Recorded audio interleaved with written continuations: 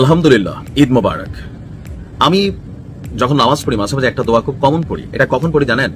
যখন আমি কোন রকম বিপদের মধ্যে পড়ি অথবা কোন স্ট্রেস ডিপ্রেশন আমাকে কাজ করে যে আমি একটা ক্ষতির দিকে যাচ্ছি, কিন্তু আমার বিবেক বা আমার ক্ষমতা দিয়া, আমার মস্তিষ্ক দিয়া সেই বিপদটাকে আমি মোকাবেলা করতে অক্ষম, যেখানে আমি অসহায়, তখন আমি মাওলার দরবারে হাত তুলি আর বলি যে আমার তো ক্ষমতা নাই, আমি খুবই অসহায়, দুর্বল, কিন্তু আপনি তো সর্বময় ক্ষমতার অধিকারী।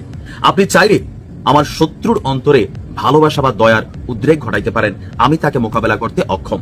আমি মাঝে মাঝে এই দোয়াটা করি, কিন্তু আমার কাছে আজকে মনে হচ্ছে হয়তো লক্ষ লক্ষ ফিলিস্তিনি দিন রাত এই দোয়া করেছে মাওলা পাকের দরবারে। আজকে ভিন্ন রকম একটা খবর, তবে এই খবরে আসলে কি যাবে আসবে সেটা জানি না। অর্জনের জায়গাটা হয়তো দালিলিক ভাবে একটা অর্জন হবে, কিন্তু যেই দুর্দশা সেটা আসলে কতটুকু লাঘব হবে। কথা বলছি ন্যাটোর অন্যতম মিত্র, খুবই শক্তিশালী একটা সদস্য রাষ্ট্র হচ্ছে ফ্রান্স।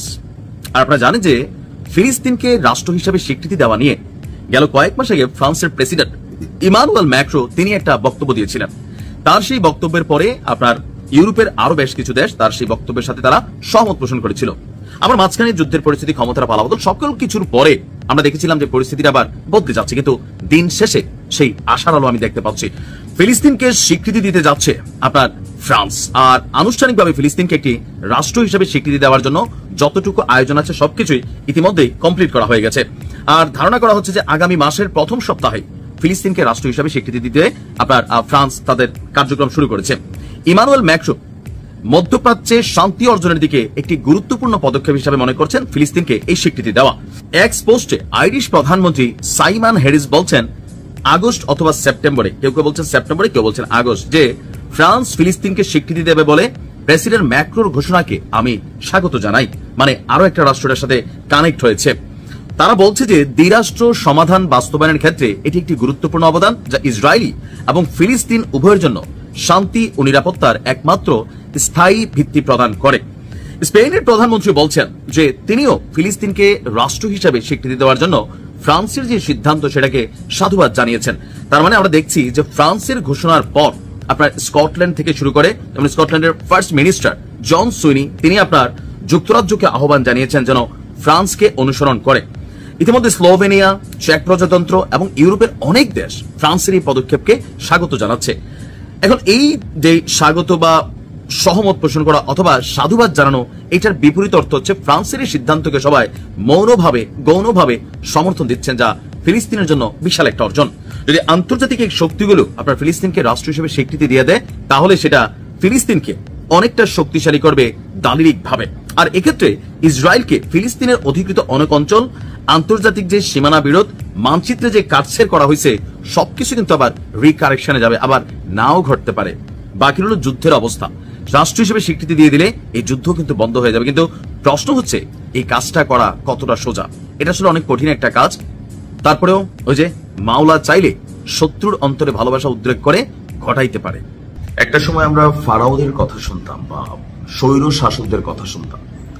নমরুদের কাহিনী শুনেছেন, যে মনে করতো আমি হচ্ছি তোমার ঈশ্বর, যদি আমি চাই তাহলে তুমি বাঁচবা, আর যদি আমি না চাই তাহলে তোমার মৃত্যু নিশ্চিত, প্রাণ ভিক্ষা করো আমার কাছে।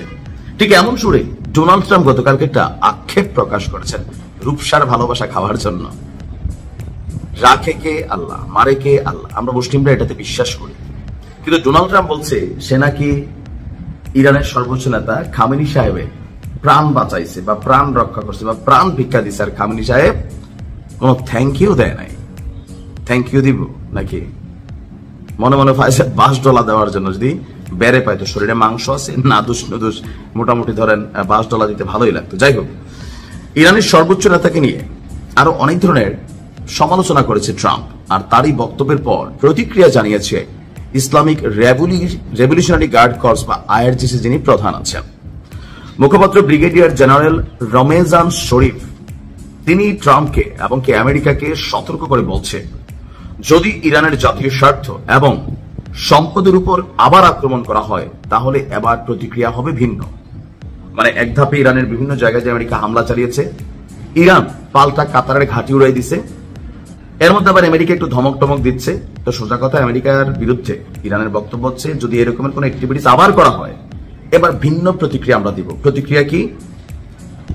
আরো চূর্ণ বিচূর্ণ এবং ধ্বংসাত্মক এটি মার্কিন শাসনের পতন ত্বরান্বিত করতে পারে।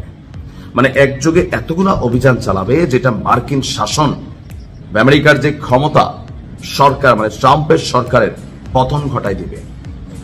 আপনার ট্রাম্পের মন্তব্যগুলিকে নিয়ে করা প্রতিক্রিয়া তিনি বলছেন যে বাজে কথা বলে কথা, মানে অনেক ধরনের বক্তব্য বলছে যে ইরানের কাছে একটা ভারী পরাজয় হয়েছে ইসরায়েলের, ট্রাম্পের মাথা মতো আওলাই গেছে।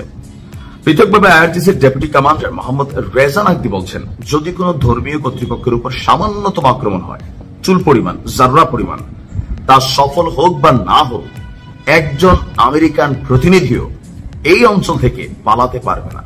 এই অঞ্চলের সমস্ত আমেরিকান কূটনীতিক, সামরিক কর্মী, কর্মচারীদের হয় হত্যা করা হবে অথবা বন্দী করা হবে। আপনি সাহস দেখছেন? আমার ইরানের এই জায়গাটাতে ভালো লাগে, আমি বলি বারবার যে এই মাটিটার মধ্যে বীরের জন্ম হয়। এই যে আমেরিকার প্রেসিডেন্টের এই কথাগুলা বলা, এত বড় একটা ঘটনার পর বা যাই হয়েছে ইরানের সাথে কত না কত, তাই না? ইরান যথেষ্ট শক্তিশালী, তবে আমেরিকার সামনে এখন অনেকটা দুর্বল। কিন্তু সাহসটা দেখেন, সাহস মানে শুনতেই তো ভালো লাগে। কিন্তু আমাদের সৌদি যুবরাজ কি বলছে? হাবিবি হাবিবি ট্রাম্প লইয়া চুম্মা খায়। কাতার ছুইকা গেছে, দুবাই মালিশ করতেছে, মালিশ, ডোলমলম মালিশ করতেছে খাসজানি কমানোর জন্য। আর সেখানে ইরান আপনি দেখেন কোন ভাষায় কথা বলে। ইভেন এই যুদ্ধে যারা মনে করছেন, অনেকে কমেন্ট করেন, আরে না বেটা ইরান হারছে। তুমি বোঝো মনু, বোঝো 12 দিনের মাথায় যুদ্ধবিরতি চাইছে ইসরায়েল, জাস্ট একটা অভিযানের পর। ট্রাম্প বলছে আসো আমরা যুদ্ধবিরতিতে বসি। কেন? কাতারে থাকা মার্কিন ঘাঁটি উড়াই দিছে। ইরান বা তাদের প্রক্সি যোদ্ধারা হয়তো আমেরিকাতে সরাসরি আঘাত করবে না, কিন্তু এই মধ্য অঞ্চলে প্রায় 40,000 সেনা আছে। এর বাইরে কূটনীতিক, ব্যবসায়ী, ব্যক্তি হিসাব করলে আরো এরকম 1,40,000 হবে। ইরানের টার্গেট হচ্ছে এটা। আর ইরান যে করবে, কয় না যেই পাখি উড়ালে এটা খাঁচায় ধরফরায়, ইরান দেখে এটা মনে হয়েছে। আলহামদুলিল্লাহ খেলা হবে নাকি? ভালো থাকুন।